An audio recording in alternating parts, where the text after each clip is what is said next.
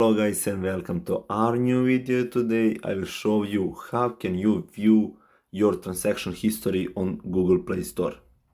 Without further ado, let's get right into the Play Store. Okay, first of all, give this video a thumbs up, it really means to us. Second thing that we will need to do is click on our profile picture and here go to payments and subscriptions.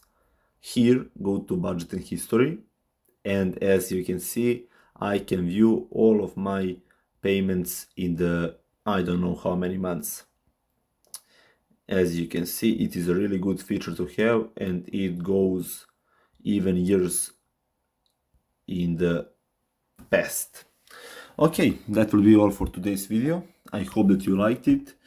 Love your family, love your parents, and take care of yourself. That will be all. Bye. Until next one, I wish you all the best.